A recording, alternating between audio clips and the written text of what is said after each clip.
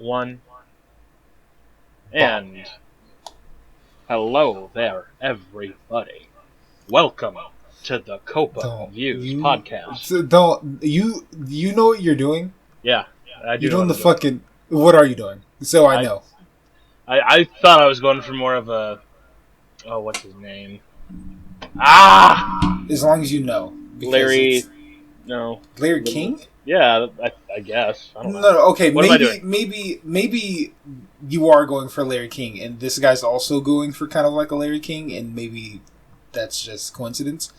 You sound like that guy, and he's like, "Hello, everybody, and welcome back to Food Review." That's what you sound like. Yes, the food critic. I love him. You sound like that guy. Okay, good, because I was like, God, you sound like that, and I don't know why my channel. I don't know why our podcast is being introduced as delicious food, which it definitely isn't.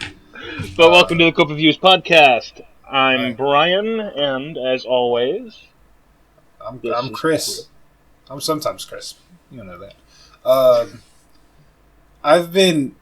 So just so you people know, trying to record and trying to sync up a schedule for this goddamn podcast has been a nightmare. It's been atrocious. It has been almost to a form of where I think it's been like kind of like a curse or something like that. Like, I'm good to go 1 minute, and then like Brian's like, all right, I'm on my way, and then I suddenly am not good to do it anymore, and vice versa and such. Even right now, Brian was like, all right, I'm headed home, and I'm like, all right, I'm good. And I was like, I'm good. I can lay down in bed and wait for Brian. I can get comfy for a little bit. Fell fucking asleep. I luckily only fell asleep for 2 hours. So only 2 hours. I mean, yeah, I worked overnight, and then I immediately went to the gym, and then I went to the store, and I came back home and was like, I just gotta stay awake. I just gotta stay awake. But it wasn't too bad. How have you been? I also haven't personally talked to you in a while, because I feel like every time we do talk, it's like, stay for the podcast. I'll ask him about the podcast. I'll ask him for the podcast. That's how it's been, man. Yeah. It's honestly just been busy with work, between everything going on, getting prepped for the fall releases, like real big games coming our way. Far Cry 6 comes out October 7th. Guardians comes out, which, dude, Guardians looks great.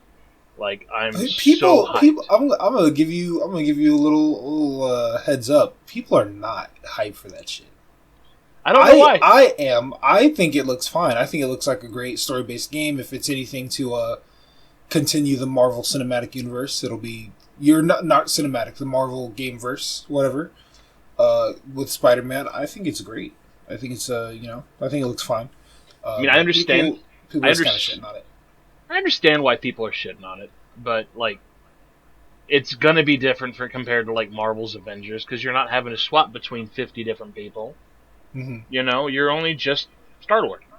I mean, I'll say, like, anytime you let, people have fun with, like, Spider-Man, or, like, especially Guardians of the Galaxy, like, it's probably gonna be a good time. Like, even the Telltale Guardians of the Galaxy is really funny. Mm-hmm. You know what I mean? Like, anytime you let a property have a good time with, like, Guardians of the Galaxy, you probably won't be disappointed. It's going to turn out to be pretty funny. Oh no! Like, I saw a little clip about the music, like behind the scenes of the music, mm-hmm. and they had to make a whole album for this fictitious band, Star-Lord, which is where the Star-Lord in the game gets his moniker from, and it rocks hard. Like, so fucking hard. So what we're doing right now is we're kind of like catching up, because, like I said, I haven't talked to my friend in a while. If you're new, this is a podcast where we talk about shows that we've talked. It's kind of like a book club, where 1 week we will give each other something to watch, and then the next week we will talk about it and then give something else. It's just in case you didn't know what this was. There was something I wanted to tell you. Oh, I have alright, you want to, like, have, like, a little personal talk to this so people can get to, like, know me and the kind of, like, person I am, the shit that pisses me off. Mm. I don't like going to the bathroom in public. I don't. I'm one of those people, like, I like to relax when I take a shit. I cannot relax in places that are dirty, and usually public places are pretty filthy. So I don't. That's already strike number one. But if somebody is in the bathroom, possibly at a workplace, possibly maybe this is at a place that you work. Don't come into the bathroom on level fucking 10, loud as shit. Maybe don't fucking walk in there, fucking kick the fucking door in. Just talking loud as shit. Everything about you is just fucking loud. I can hear you enter the stall at a breakneck pace. You sit down loud, and you just start shitting loud. Why is everything you're doing so loud? And I wish this was about a certain person, but it's not. Everybody, Brian, at this goddamn job comes into the bathroom to shit loud. When I'm like, oh god, I don't really like going to the bathroom, but you gotta do what you gotta do. I can't just work having to shit all day. And I have to, because there were just people coming in there loud as shit. Save that energy for becoming the Pirate King or becoming Hokage, not the goddamn bathroom. Hey man, sometimes when you gotta go, it just you have to do it with gusto, apparently. Sometimes you're on so tight of a schedule that you just need to. All right, this is the fastest I can do it. Just bah, yeah. Like you're trying to go Super Saiyan. I don't understand. It's me when I'm on the way to work. Straight up, I'll just go down. God, that is in the privacy of your own I home. have been so lucky that I haven't been pulled over by a cop. So lucky, because I straight up, off the record, straight up just zoomed down the highway with I gotta make it to work in 15, 20 minutes. Uh-huh. And my work, of course, is 20 minutes away. Sometimes it can be 15. One time I had it to 14. I can't say what day, but, Yeah, but I feel like that's different. This is a restroom where multiple people are coming and going at any given time. Your restroom, I think every situation is one where that bathroom is yours when you're in. That is your domain. I can't feel safe in there. It's terrifying. I mean, also, my bathroom at work is just a small, there's only room for one person, and the sink, boom. Not stalls and stalls. It's not a Buc-ee's. Right. It's not a Buc-ee's. The glorious 32 bathroom stalls.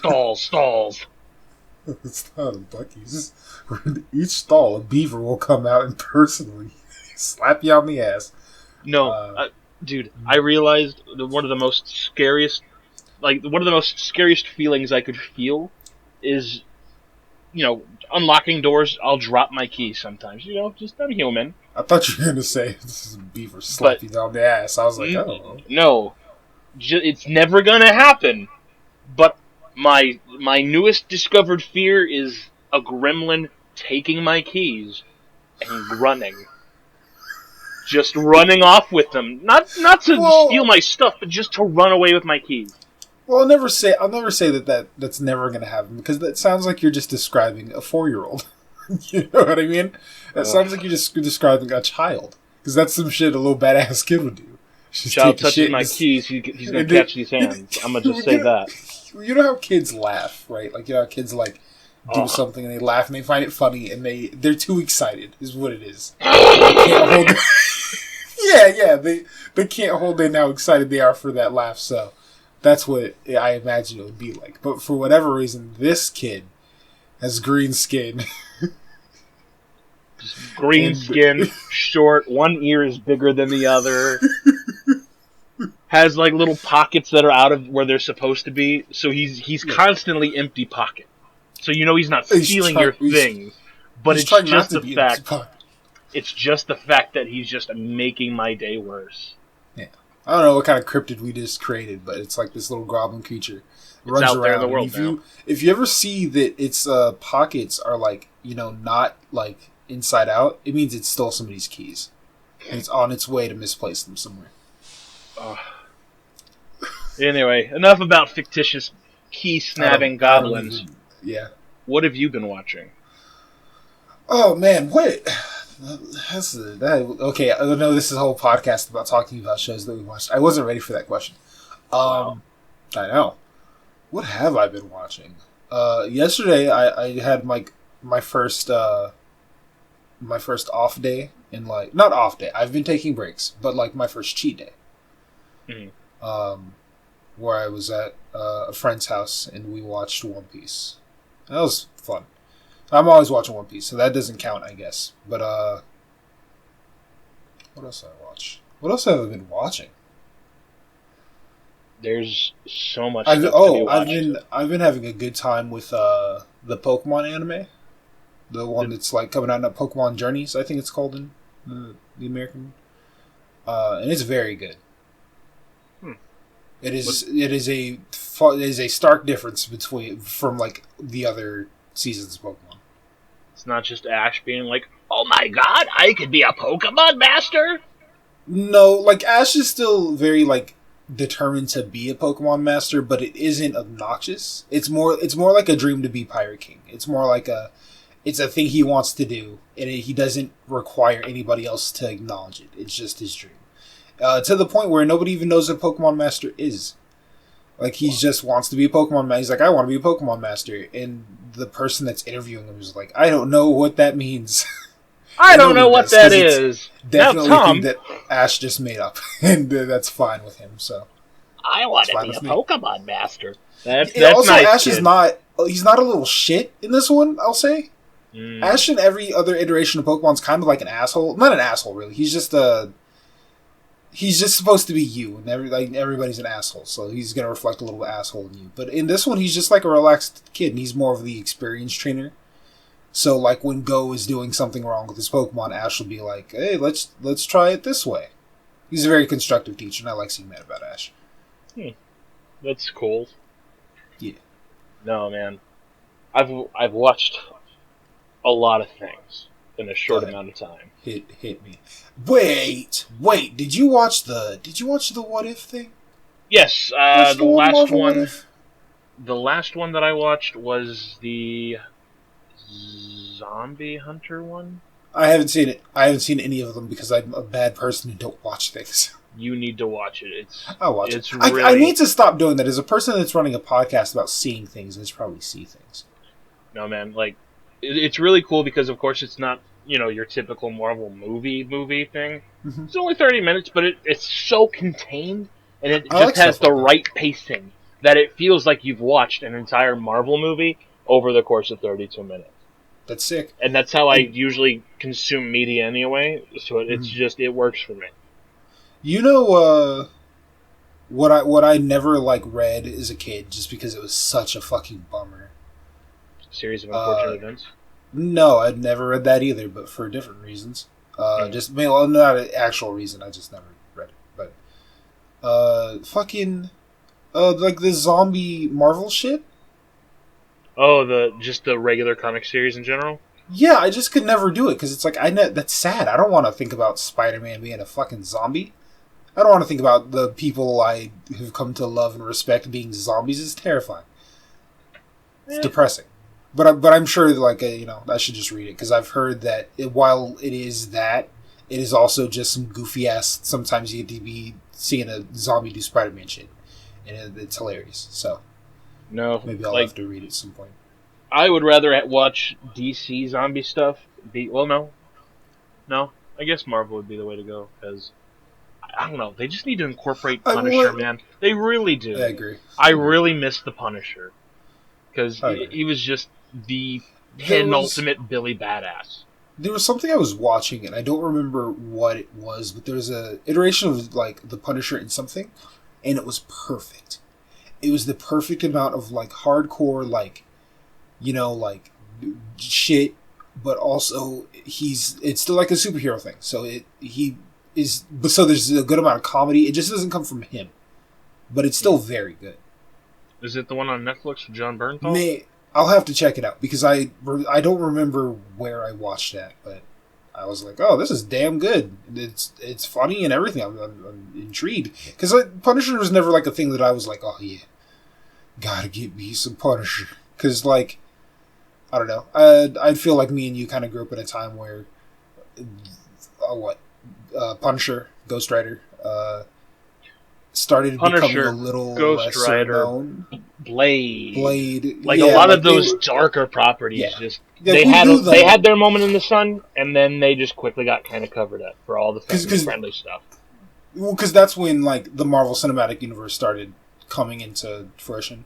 Mm-hmm. It was after the Sam Raimi Spider-Man, and then the huge success that was the Fantastic Four movies. You know how everybody loved those movies?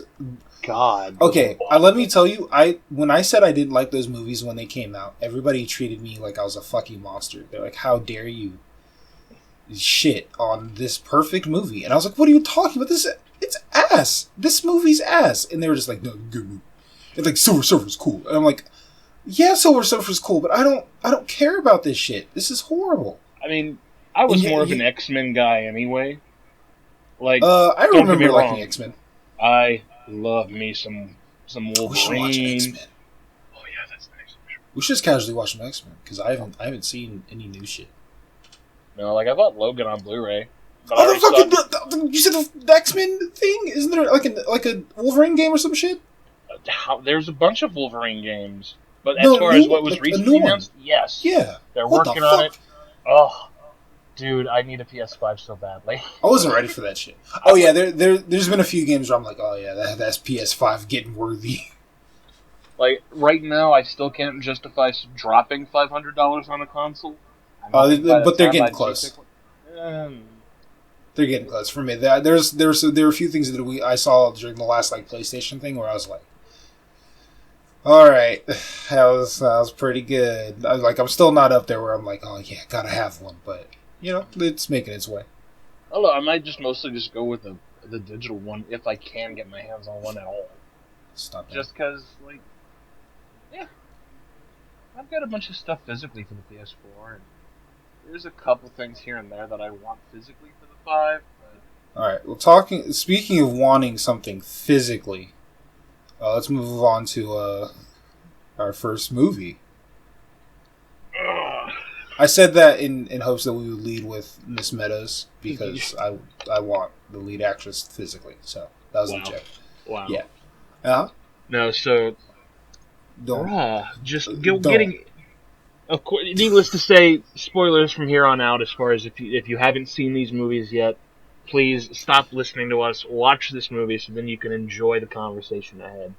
Yeah. Because, Miss Meadows, man, that whole first start where she's just casually walking down the street, like, okay, I can see what kind of movie this is. I didn't do any previous research beforehand. I just found it, That's how we watched like it.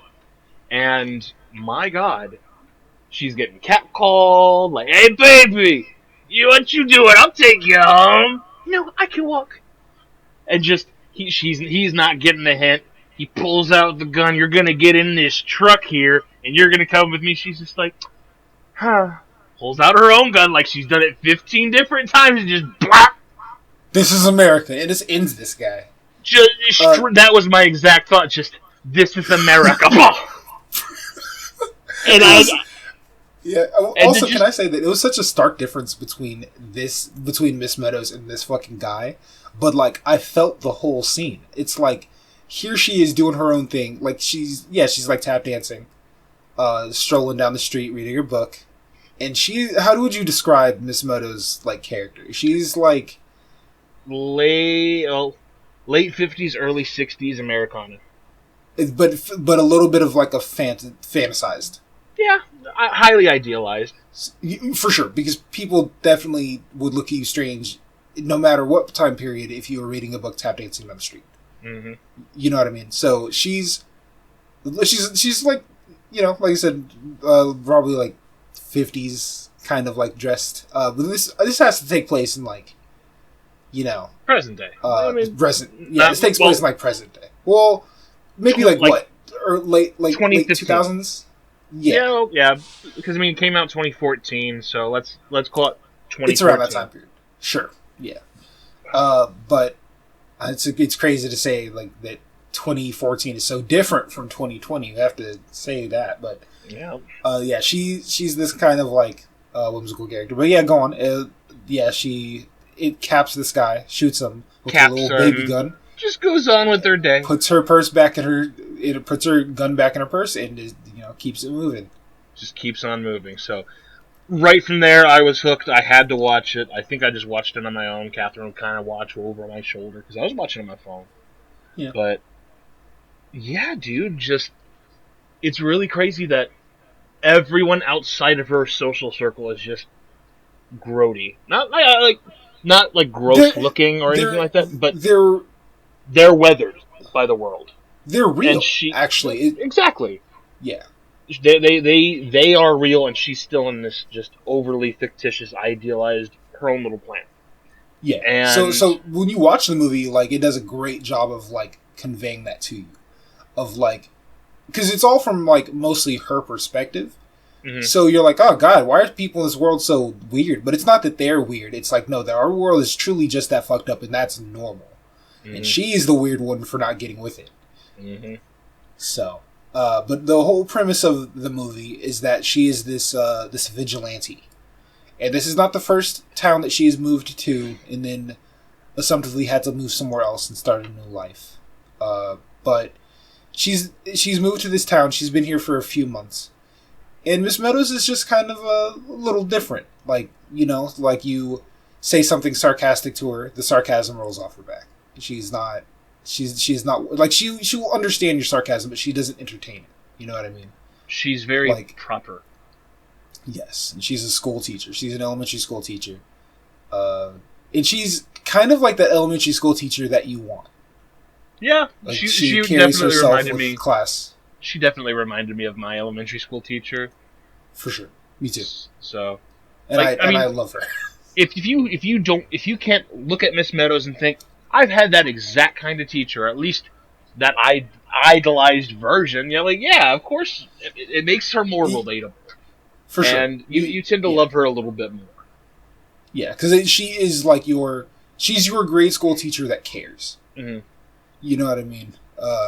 She has this one student. I forgot the little girl's name. So her name is the little girl's name is Heather. Ah, okay. So we have Heather, and Heather is a little troubled.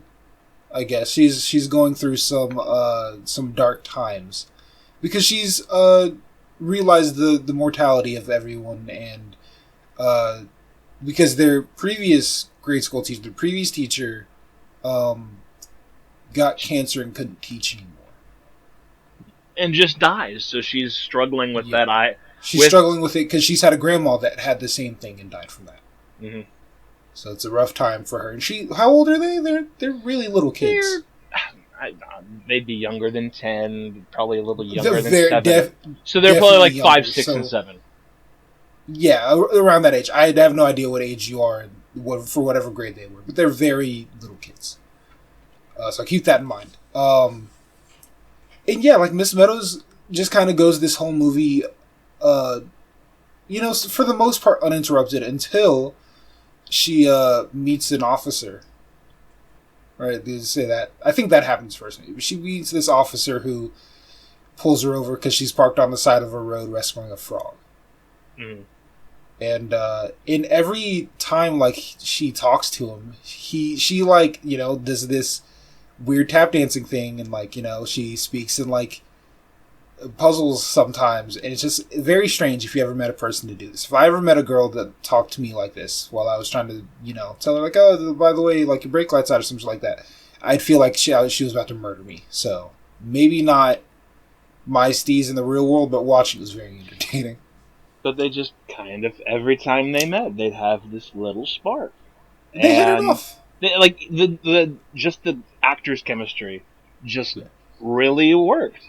And yeah, so as she continues doing her own thing and occasionally popping caps in people, he's investigating the murders.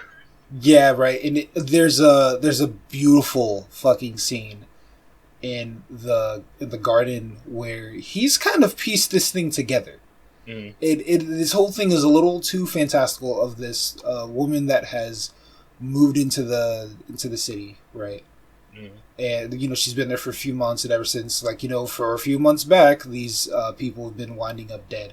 And admittedly, people that to him and to the audience, to you, definitely deserve it.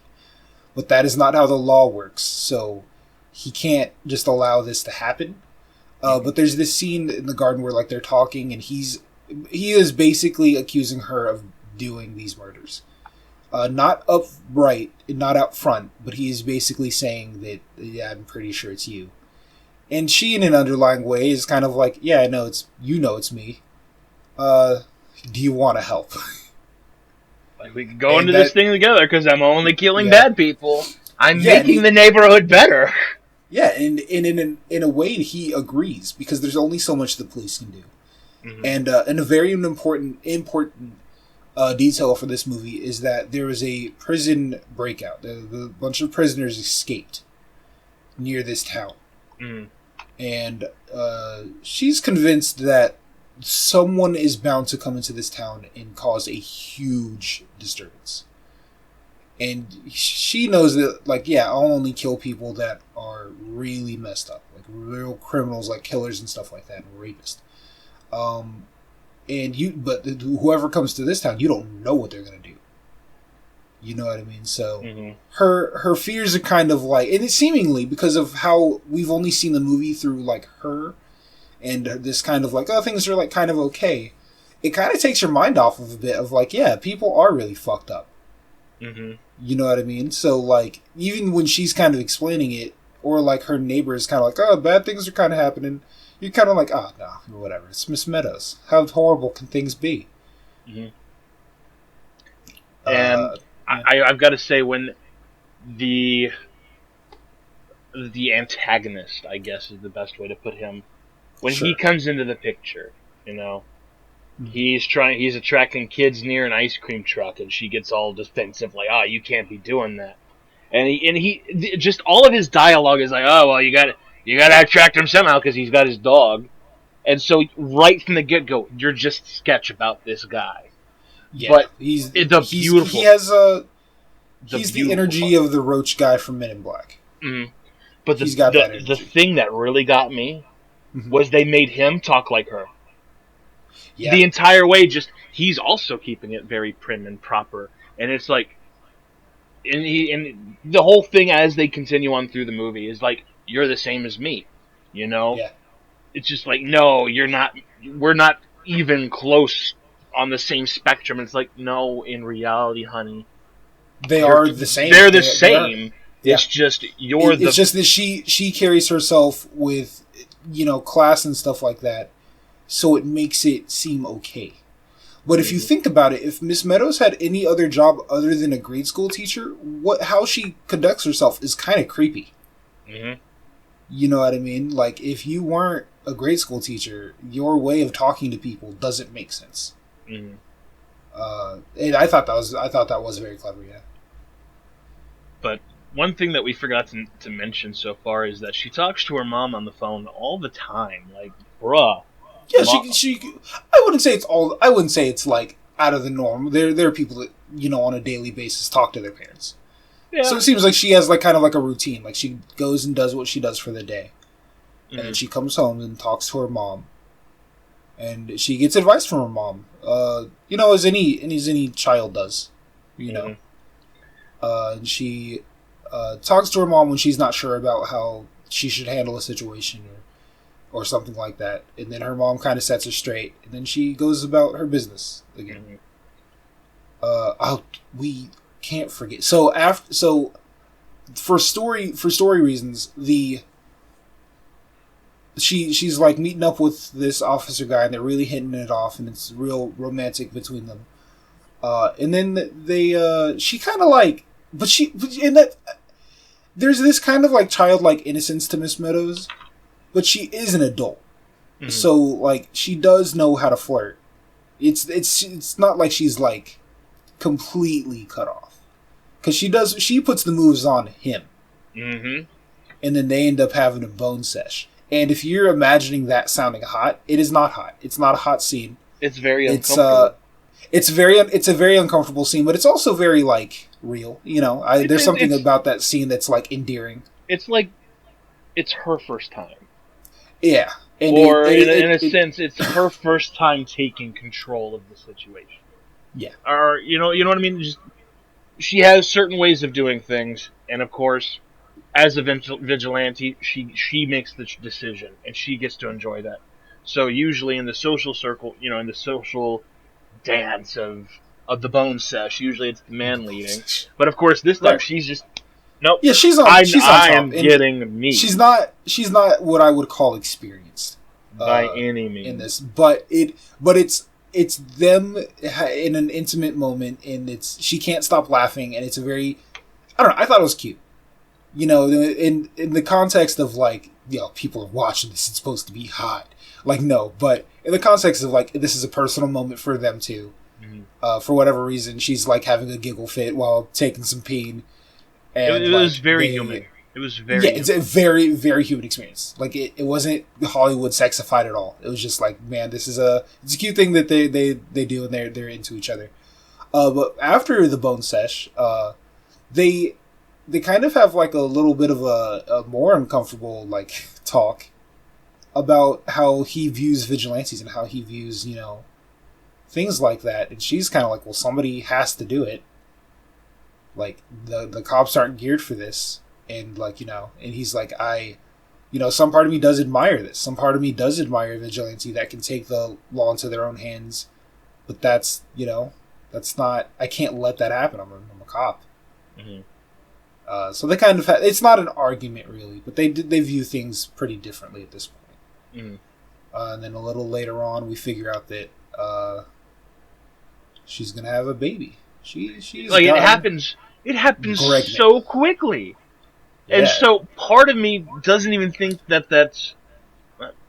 I'll continue that thought separately, but yeah, what I wanted, just to kind of skip forward in the movie a little bit, I think it was really interesting that all these real horrendous people that she has to shoot down are just regular people, and then the whole the church thing made me really uncomfortable. The church thing makes you really uncomfortable. It really shakes you. Can I talk about the hot dog thing, and I'll let you move on with the church thing? Yeah. So they're at the park. This is right before she meets that. I guess I'll say our antagonist, our villain of the movie.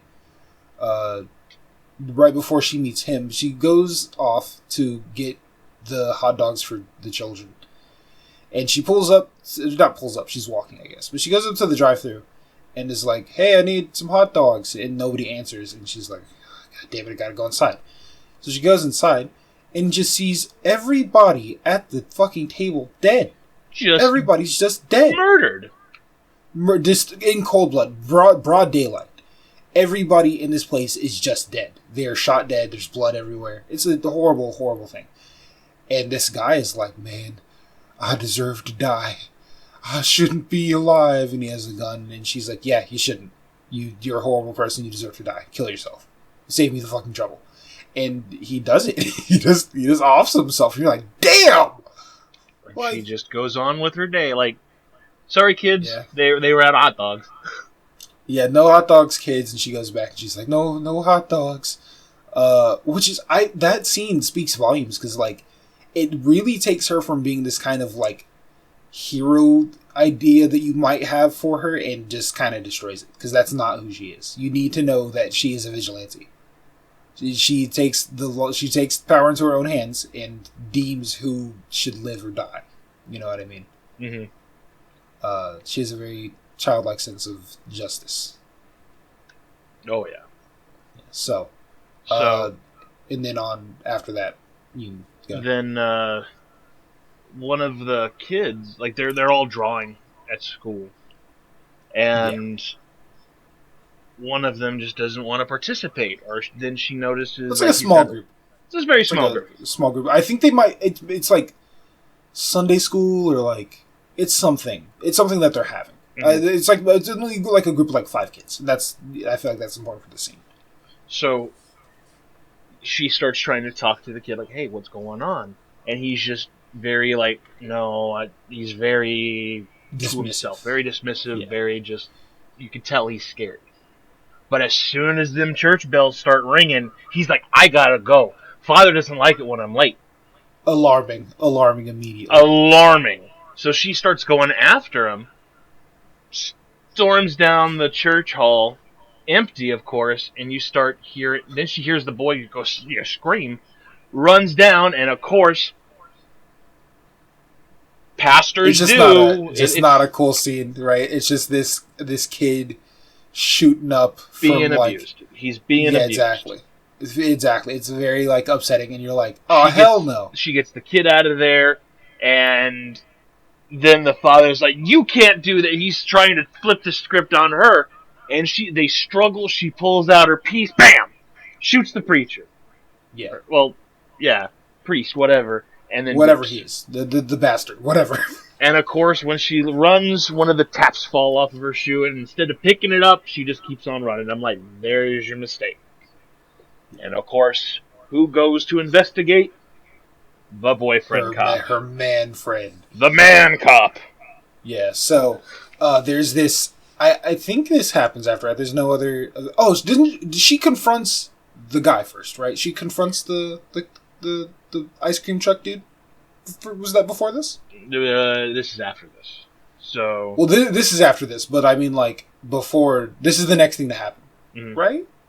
So she makes tea and crumpets, and goes to this guy's house where, the guy that has the dog.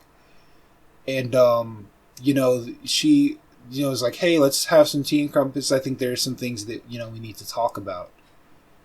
And before this, she does talk to her mother for guidance and goes to his house. And they sit down and have, they are starting to have tea and crumpets. They don't actually have tea and crumpets because things escalate before they're able to. They sit down and she's like, I know what you are. And if you go near any of my kids, I'll destroy you. Like, if you are, like, so if you're trying to be a changed person, I don't care. That's not what this is. If you go near any of these kids, I'll kill you. And he's like, in a also like kind of like a rebuttal. It's not an argument back. You know what I mean? It isn't like you're accusing me. It's like, no, like he also comes back and is like, well, if you know what I am, you know that's not going to happen. Like, you know that I'm not going to stop. You this thing kind of. It's kind of like a fucked up like, oh, well, he also has this energy of like of being able to keep cool in a situation, and she gets kind of rattled, so she gets her things together and kind of like frantically leaves his house. Her nerves are not good, and then after leaving the house, she throws up. Maybe it was morning sickness, I don't know, but she was not able to keep it together during that whole ordeal. And so. And of course, in and out, the main kid that's kind of like her best friend or whatever, she's been getting slowly exposed to a bunch of this, to the reality of it all, to the point to where, like, after she's done talking to her mom on the phone, she notices, like, hey, someone's in my house. Yeah, she like hears something. Who's in my fucking house? And she opens the door to her bedroom, and there sits Heather. She has a gun. She has a gun. Dead ass aimed at the kid. Hey! Yeah. Hides it behind her back. What are you doing here? Oh, I just needed to talk to you. I want to be like you when I grow up. And I want to be your flower girl. Yeah, that's what it was. I want to be your flower girl for your wedding. Which apparently you told the kids at some point that you were getting fucking married. Okay, I was about to say, do you remember when you were like, oh man, like I feel like, like that whole thing with like she like finds out she's pregnant and then like that happened pretty quick. There's definitely parts in this movie that were either cut out or just not written for time. Because there's definitely supposed to be like a few weeks of like normal shit going on of her killing people and the officer kind of like looking the other way. But yeah. And she, like, it's kind of fucked up because she points this gun at this little girl. And she's like, oh no. And then the little girl tells her secret. She's like, I know that you kill people. And she's like, what are you talking about? And she's like, I saw at the hot dog thing, like, everybody else, like, went or some shit. She pretty much just explains, like, yeah, I know that. I forgot to tell you I wanted relish on my hot dog, and I saw you That's nearby. what it was. That's what it was. Yeah. I forgot to tell you, I wanted relish on my hot dog. Yeah. So, that happens. And then she, she's, like, holding this little girl, and she's just kind of, like, thinking, like, damn, like, you're only a little girl. Mm-hmm. You saw some really messed up shit. And it is one of my favorite scenes in the whole movie, where she's just kind of, like, starts off talking to the girl, but it is definitely talking to herself, and is like, you were just a little girl. You were just a little girl. You were just a little girl. And she kind of starts coming to terms with the fact that she is not to blame for, one, how she turned out, and two, that, like, she does this shit. Mm-hmm. And it's not like to get rid of responsibility, because that's not, what she's doing. But it's to, make it be like, yeah, it's okay that, like, you turned out this way for a reason. Because she is internally dealing with the fact that she does this. And she wants to let it go. Mm-hmm. And then she kind of has, like, a little kerfuffle with her boyfriend. Oh, I don't remember the kerfuffle. Okay, so maybe this will jog your memory. But they're at her house, and she is sewing something. She's sewing, like, a blanket or something for the baby. Mm-hmm. And he is like, hey, we gotta talk about some stuff. Oh, yeah. She's like, yeah, like, we can talk about it, whatever. Pretty much the whole crux of it is, like, he's arguing the fact that, like, you need to stop doing this because there's a certain point where I can't protect you. And she's like, well, I could protect myself before you. And so they kind of, like, simmer down, like, she's just like, fine, I'll do better, I won't do this. He's confronting her on more than just the killings. He's confronting her on the way she is. She's like, well, because she talks in riddles, you know what I mean? Like, she's a grade school teacher through and through. And he's like, no, I can't talk to you like this. You need to talk to me like a person. You need to talk to me like an adult. And it's very hard for her to do, because that's just how her personality is. And, he's getting very frustrated with her, but he's trying to understand. And if anything, I have to say, the dude being the cop was the best as far as, like, showing how a relationship really does work. Is like, he's not just gonna blow up at her and say fuck it. No, he's really trying to understand. He's really making an effort. Because she suffers from mental illness, is what this scene is definitely telling you.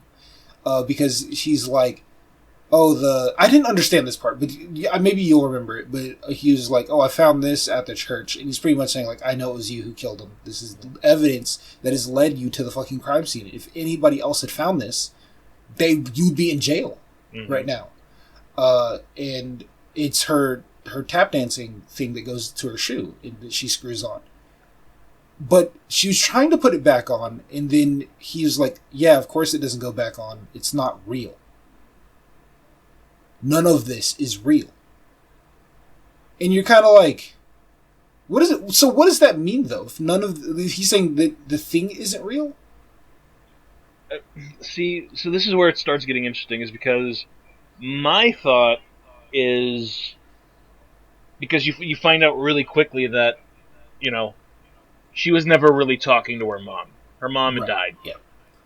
And so her mom protected her at a church shooting. There was a wedding going on or something like that. Mm-hmm. People pulled up to the wedding, shot everybody in the front of the church dead. Her mom puts her behind her, and then she died. Her mom dies instead of her.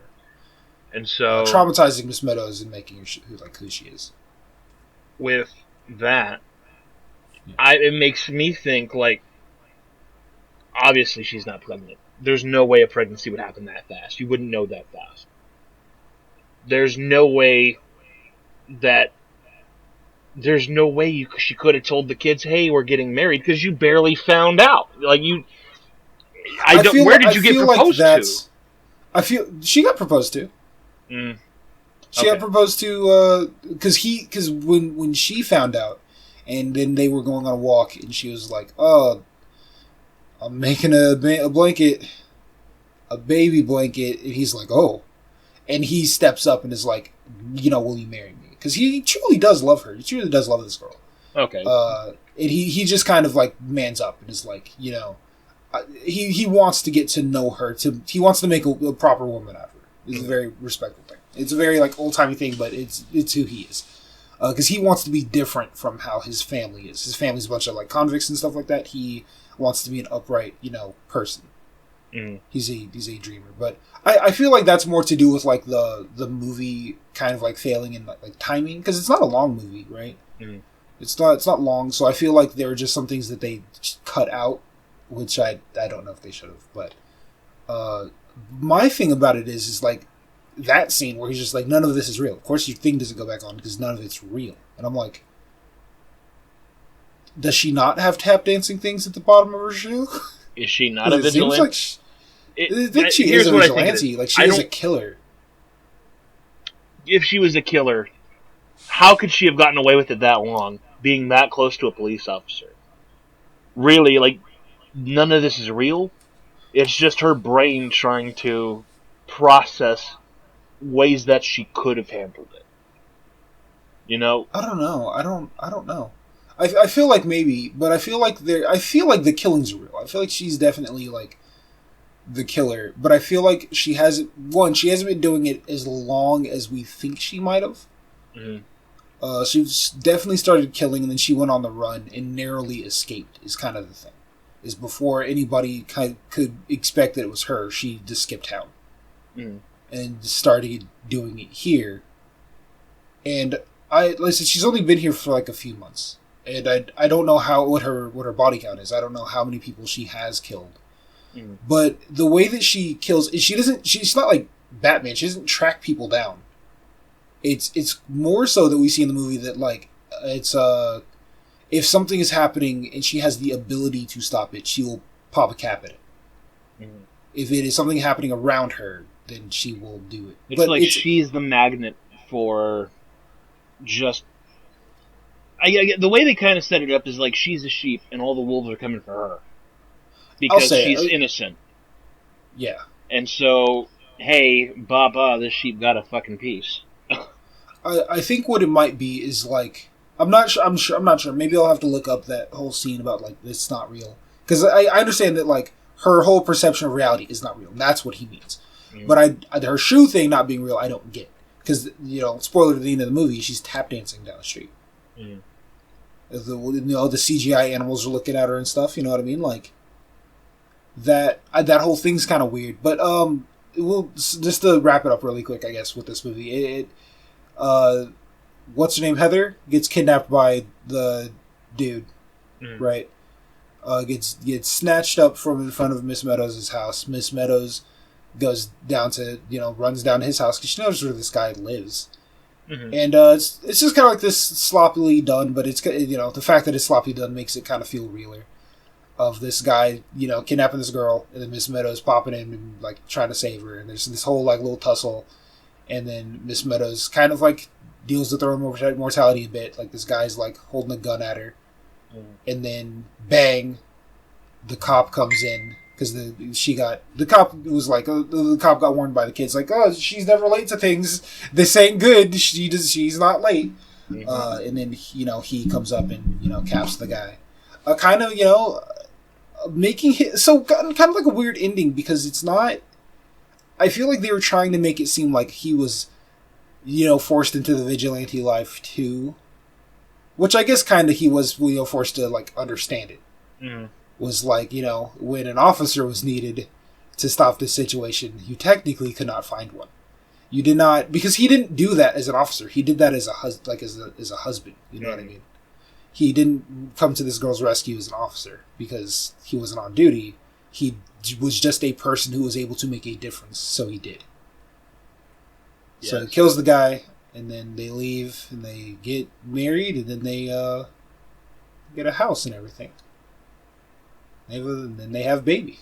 And then they just do the do. They keep living. That's how they carry on, and that's the end of Miss Meadows. The lie, ultimately, Miss Meadows. CJ hated that. Let me just say, CJ did not like Miss Meadows. Dude, by the end, I was pissed. I was livid. I was so Yeah. angry I because feel like it definitely could have ended better. the premise of the movie is parents are split. They split up, and the daughter is in band, whatever. Oh, we're talking So about the lie now. yeah, we're talking about the lie now. We're Okay. quickly. It doesn't take too long to describe the lie. No. And so the dad has to take his daughter to this thing. On the way there, they pick up her friend, It's at a who's bus like stop. at a bus stop, and say, "Hey, we're going that way anyway. We'll take you." And so the entire time they're driving, the daughter's getting jealous because the dad's making goo eyes at her friend, and her friend's like, I feel like it's vice versa. I feel like it's both ways, but I feel like it's more of like an uncomfortable setting from the dad. It He's was. just It kinda was. It was really uncomfortable. He's like, I understand that you're looking at me as a woman right now, and my daughter's in the car, and I don't like this, kind of. And she's just not giving a shit. This, what I will say, little girl is just an asshole to her friend, and disrespectful, and trying to like make goo eyes at the dad. Very uncomfortable. She's definitely underage. And then so she's like, "Stop the car! I need to pee."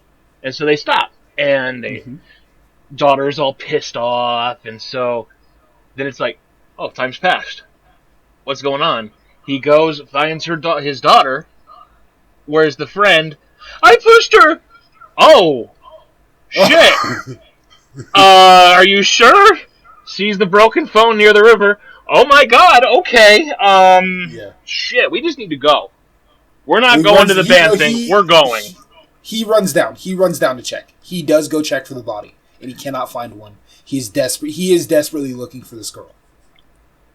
And so he takes the phone, and they leave. And so once they get back, the daughter kind of locks herself up for like a day. Like, not even a whole day, just like the evening. And so the dad's trying to tell the mom, "Hey, this is what happened. We need to figure this out. We need to cover this up." You know, because parents, they're not on speaking terms, really. They do not talk. They don't.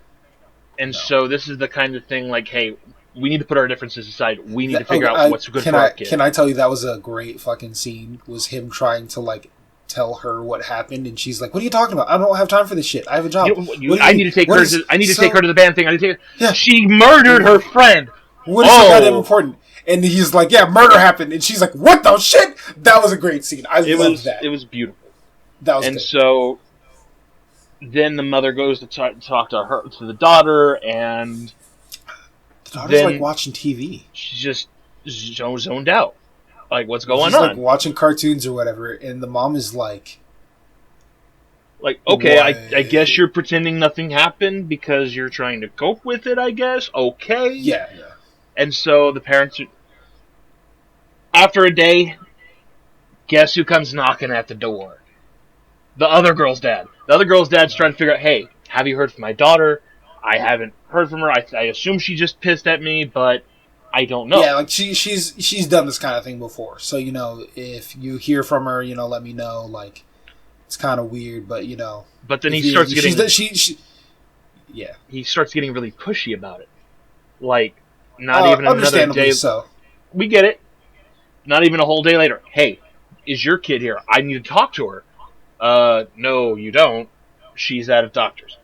Well, then the dad shows up. Where's your kid? I thought you were at the doctor. Well, we're leaving her there. And then the fucking kid pops up like, hey, motherfuckers!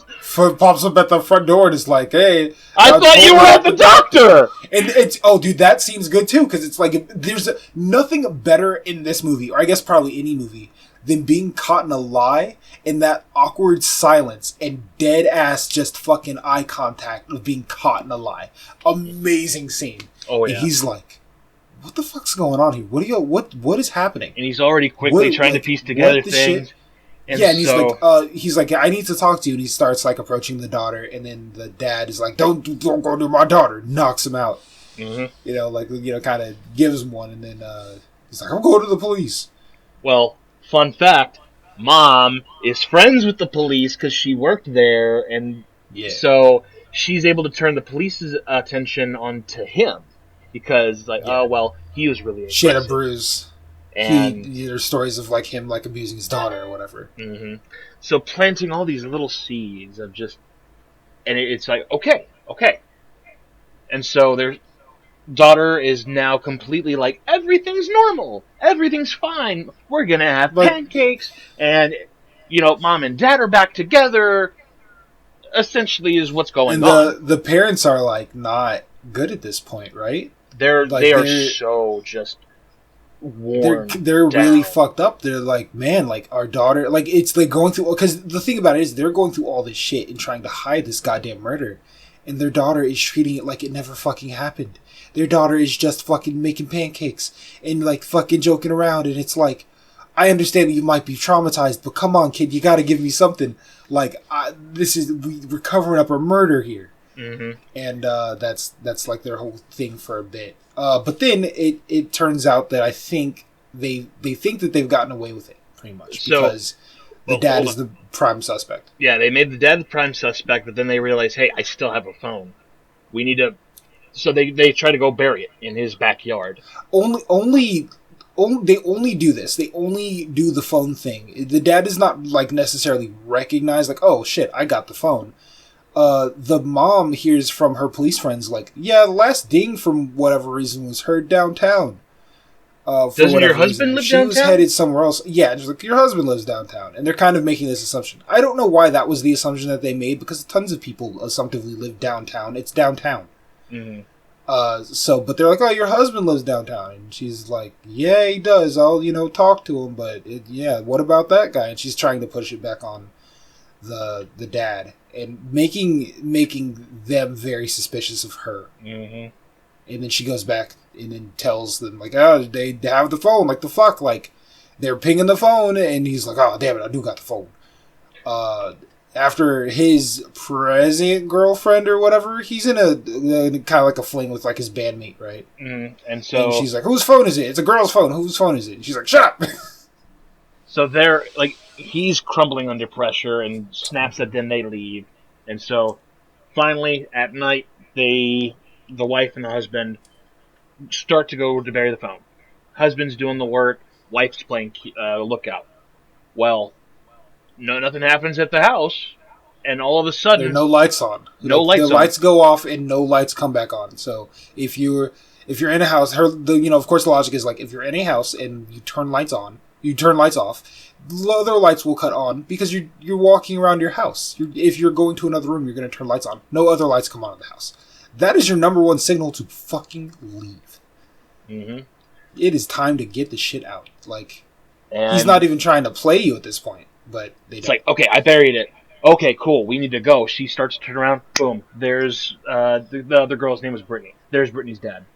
Yeah. What are you doing? No, seriously, what are you doing? What did you do with my daughter? I know what's going on.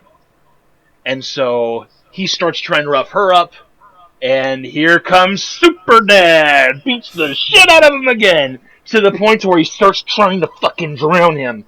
And the wife is trying to stop him. Stop. Get off him. Barely saves him. They get into their car, start dipping. And as they start trying to cross this bridge, and of course Brittany's dad is on the other end, like, come on, seriously, enough is enough. Like, you're not gonna hit me. What does mom, who's driving, do? She, like, fucking floors it. The dad's like, what are you doing? So Bam! Like a role reversal and then backs up and runs over him again just to make sure. God damn. Oh, yeah, God. That's fucked up. It was brutal. It's so brutal. So insane in that, like, in one scene, she is stopping the dad from killing this man. In the next one, she is the one who just floors it and fucking kills this guy. And assumptively kills this guy, but, like, and then double taps him with the back end of the car, whatever. And then they go home. They go home. They start going through the process of, okay, we killed someone. And they start playing the ritual of cleaning the car together, because we really screwed the pooch on this. You just have to wait for the police to come get you. This guy is dead. There's no way to hide it. And then you hear, hey guys, who's at the fucking door? Brittany. Brittany's at the fucking door. You're supposed to be dead, Brittany. Have you seen your daughter?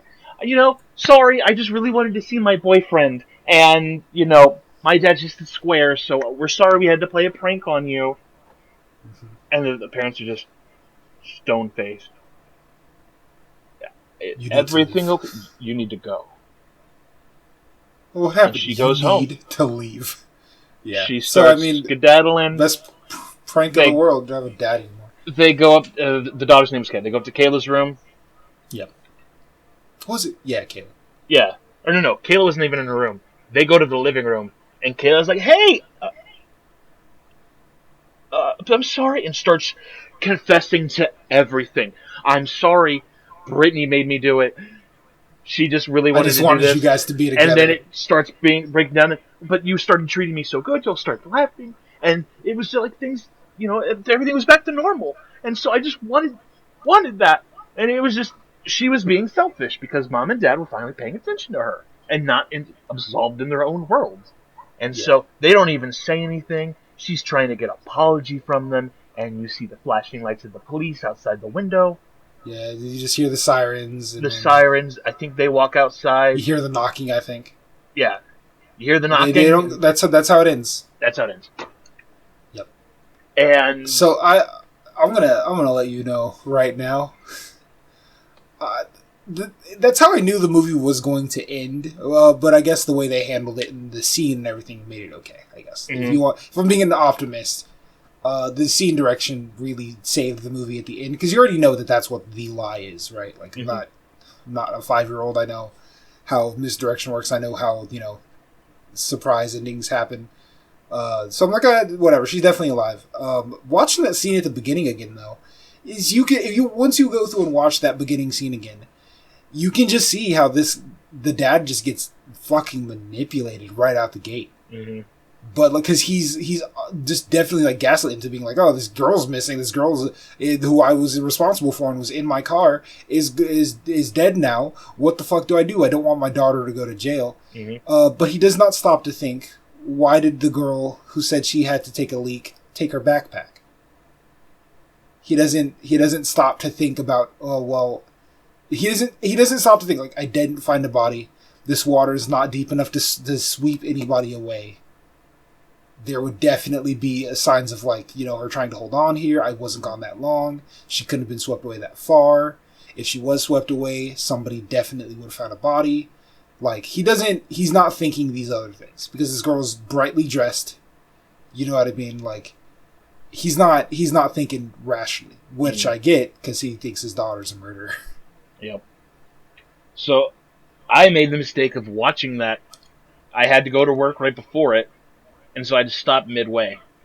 And my God, waiting to find out the end of the movie after working for 8 hours was... Yeah. I was angry. I was upset. And Catherine hadn't watched the first half with me. She only watched the second half with me. And so I'm trying to catch her up on things as it's going on. And we were both equally upset. Yeah. Because... Brittany, what the fuck? I mean, so here's my thing: is I was kind of wondering this, and I feel like I've had this conversation in my head a few times, trying to rationalize what the fuck, why? Because the plan definitely didn't have to be tell your parents I'm dead. The plan could have just been I left. The plan could have just been or you know what I mean? It could have been anything but murder. You know what I mean? There's so many parts where it could have fell apart. You so could have messed up at any moment. Hey, but I was wondering, was that the original plan? As far as because my thing about it was so I don't know if Brittany's plan was to necessarily be missing and presumed dead. Oh, you think it was just because one of those things that Kayla... Because any rational parents in hearing oh, this kid's dead, I need to call the police, that's what would happen. And that's not what anyone would want. Mm. But she would just definitely be presumed missing and no one would know where she was, and then she'd show up a couple of days later.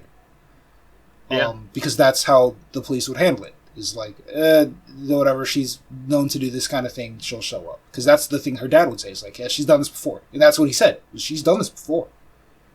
She is known to go missing at days at a time and not come back, and we have arguments about it. Mm-hmm. But it's just a thing that has happened. I was kind of wondering if the plan was just to go and just leave. But I think that idea kind of immediately fell apart because she gave Kayla her phone. And what teenage girl in any situation, especially when she's going to visit her boyfriend, leaves her phone? I guess unless you were just truly committed to going to see your boyfriend and knew that they could track your phone. Yeah, but so maybe so maybe in that sense. But I thought that the plan was not to say that she was murdered. I thought the plan was just to say that she got lost or something. Mm-hmm. And then Kayla was like, "I can get my parents back together if I pretend that she's dead." So it was. I could understand the motivation on Kayla's part. Even on Brittany's part, but like I said, ultimately, it's just ridiculous. Kayla is a troubled child. She like self-harms herself. I don't think that's how you say that. But she does cut herself. She's emotionally neglected. Not altogether. Yeah, she's not really all there together when it comes to like emotionally stuff. She is going through some shit. And I think like there's this whole like other backstory with her and Brittany and how they're friends. They've been friends for a super long time, but they also argue about shit. And then they're like, "Oh, well, like you stole my boyfriend." There was some other shit going on between them too. Mm-hmm. So you don't have the full story off jump. I think both of these movies were kind of like great ideas. Yeah, and they weren't followed through with like, amazing. They weren't like amazing, but it was a good enough idea to make like a short little movie. Well, neither of these movies are long. Either. No. Like it's Miss Meadows is shorter. The Lie was it's one of those things where watching it, I'm like, man, I feel like I've spent a lot of time on this. No, it's a tight hour and a half movie. Yeah, but it's just the way things were paced. It made it feel really long. But you were already so absorbed in The Lie and in the cover-up that you start feeling the same kind of things with the characters. I feel like if The Lie had like 15 more minutes, it would have been we don't rate movies here, by the way. We're not film critics or anything.